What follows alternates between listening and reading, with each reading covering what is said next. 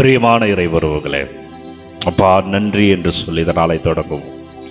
குறிப்பா இன்றைக்கு வேளைக்கிழமை நன்றி என்று சொல்லி ஆண்டவரை ஆராதிக்கிறேன் என்று சொல்லி, குறிப்பா வேளைக்கிழமை என்றாலே நம் குழந்தைகளுக்காக ஜெபிக்கிற நாள், குழந்தை இயேசுவினுடைய இரக்கத்திற்கான நாள்.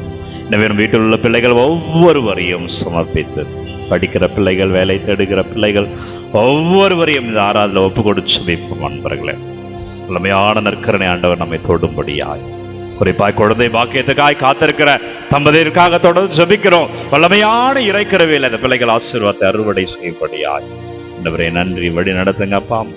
ஒவ்வொரு பிள்ளைகளையும் தொடுங்க ஆண்டவரே. நமது ஆற்றலை, அது கிருபையை நாங்கள் காணும்படியா, வல்லமையில வாழும்படியா, அதிசயங்களை அறுவடை செய்யும்படியா நீங்க தொடுங்க, ஆசீர்வதிங்க. இயேசு கிறிஸ்துவின் திருப்பெயரால் அவருக்கு சாட்சியமாய் இருப்போம் அன்பர்களே. எனவே அன்பர்களே, இன்றைக்கு இறை செய்தியாக இன்றைய இறை வார்த்தை யோவான் செய்தி 13வது அதிகாரம் 16வது வார்த்தை. அக்காலத்தில் இயேசு சீடர்களின் பாதங்களை கழுவிய பின் இயேசு அவர்கள் கூறியது. இன்றைக்கு நம்மளுக்கு இந்த நாளில் இயேசு சொல்வது என்னவென்றால், பணியாளர் தலைவரை விட பெரியவர் அல்ல.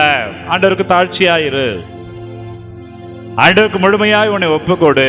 சிலர்லாம் அதை பிரச்சனை பண்ணா மட்டும்தான் கோயிலுக்கு வருவாங்க, இல்லைன்னா பெரும்பாலும் வரமாட்டார்கள்.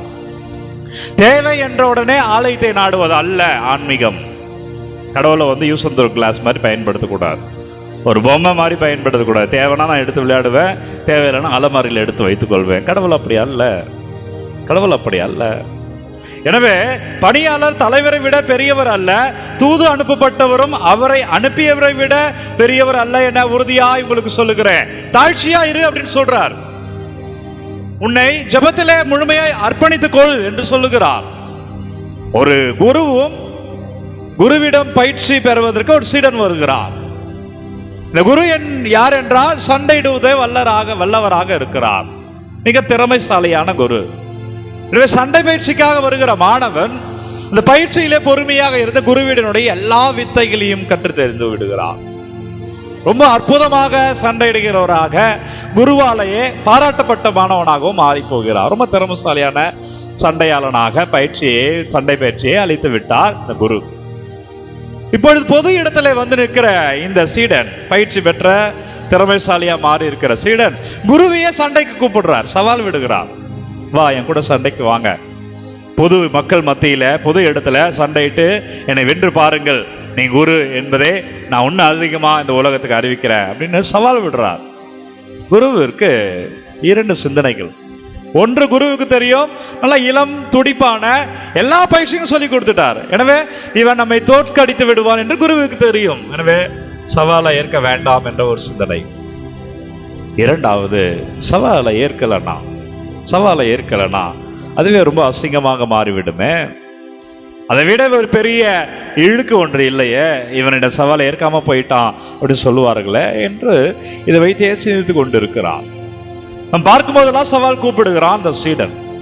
அப்பொழுது ஒரு பெரியவரிடம் கேட்கிறார், ஐயா அந்த மாதிரி என் வாழ்க்கையில நடக்கிறது, நீங்க ஏதாவது சொல்லுங்க என்று கேட்கிறார் இந்த சண்டை பயிற்சியாளரான குரு. பெரியவர் சிலவற்றை சொல்லி அனுப்புகிறார். சண்டைக்கு தயார் என்று அறிவிக்கிறார். இப்பொழுது இந்த குருவா எல்லாவற்றையும் தெரிந்தவன் அந்த சீடன் சண்டை களத்தில் நிற்கிறான். இவர் வரும்பொழுது ஒரு கையில விளக்குமாறம் வைத்துக் கொண்டிருக்கிறார், மற்றொரு கையில ஜெல்லி கரண்டியை வைத்துக் கொண்டிருக்கிறார். சமையலுக்கு பயன்படுத்தும் இல்லைங்களா, இந்த கரண்டியை வைத்துக் கொண்டிருக்கிறார். இந்த பார்த்த உடனே இந்த சீடன் இந்த குருவின் காலிலே விழுந்தானாம், குருவினுடைய காலிலே விழுந்தானாம். குருவே, இந்த விளக்குமாரோடும் ஜெல்லிக்கரண்டியோடும் சண்டை எடுக்கிற வித்தையை மட்டும் நீங்க கற்றுத்தரலையே என்று காலிலே விழுந்தானாம். பிரியமான இறை உறவுகளே, பணியாளர் தலைவரை விட பெரியவர் அல்ல, ஆண்டவரோட பெரியவங்க இல்லை. அப்படின்னா என்ன அர்த்தம்னா, தினந்தோறும் ஆண்டவரோடு இருக்கணும், தினந்தோறும் அந்த ஆண்டவரோடு இருக்கணும். நம்மை தாழ்த்தி கொள்ள வேண்டும், தாழ்ச்சியோடு இருப்போம் அன்பர்களே.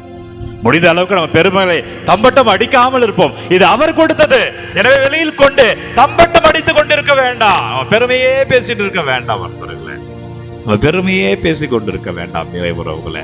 நம்ம தாழ்ச்சியோடு இருக்கோம். ஆண்டவர் உங்களை தொட்டிருக்கிறார், ஆண்டவர் உங்களுக்கு நிறைவாய் தந்திருக்கிறார். எதற்காக என்றால், அடுத்தவருக்கு நீ கொடுக்க வேண்டும் என்பதற்காக, நீ அடுத்தவருக்கு உதவியா இருக்க வேண்டும் என்பதற்காக, உன்னை பெருமைப்படுத்திக் கொள்வதற்கு அல்ல, உன் பெருமையை அறிவித்துக் கொண்டிருப்பதற்கு அல்ல.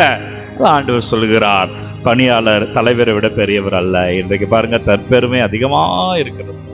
அவர்கள் செய்த காரியங்களை அறிக்கையிட்டுக் கொள்வது அதிகமாக இருக்கிறது. மக்களை தூண்டி எழுப்பிவிட்டு மக்களை பற்றி மக்களிடம் இல்லாத பொல்லாதெல்லாம் சொல்லி பிறருக்கு எதிராய் உருவாக்குவது இன்றைக்கு அதிகமாக இருக்கிறது. இறை உறவுகளை நம்முடைய வாழ்க்கையில நாம் தாழ்ச்சியோடு இருக்கணும் என்ற செய்தி. அப்பா நன்றி, வல்லவரே நன்றி ஆண்டவர். இந்த வேலைக்கிழமை குழந்தைகளுக்காக ஒப்புக்கொண்டு ஜெபிக்கிறோம். ஒவ்வொரு குழந்தைகளையும் ஆசீர்வதிங்க ஆண்டவர். பெயரால் வல்லமை, அந்த பெயரால் ஆசீர்வாதம், அந்த பெயரால் நாங்கள் நிறைவோடு வாழும்படியா எங்களை தொடுங்க, வழிநடத்துங்க, ஆசீர்வதிங்க. இயேசு கிறிஸ்துவின் பெயரிலே வல்லமையில வாழ்வீர்கள். வல்லமையான நற்கருணை ஆண்டவர் உங்களை ஆசீர்வதிப்பார். ஆண்டவர் பெயரிலே சாட்சியமா இருப்பீங்க. நல்லது நடக்கும் அன்பர்களே. எனவே ஒவ்வொரு நாளும் விடியற்காலை 3 மணிக்கு இந்த ஆராதனை வழங்கி கொண்டிருக்கிறேன். யாருக்கு தேவை என்று நினைக்கிறீர்களோ அவர்களோடு பகிர்ந்து கொள்ளுங்க. God bless you. Take care. Have a nice day. எல்லாம் வல்ல இறைவன் தந்தை, மகன், தூய ஆவியார் உங்களை நிறைவாக ஆசீர்வதிப்பாராக. இந்த நாளும் இனிய நாளே. ஒரு துன்பமெல்லாம் கவலைகள் எல்லாம் ஆசீர்வாதமாய் மாறுகிறது.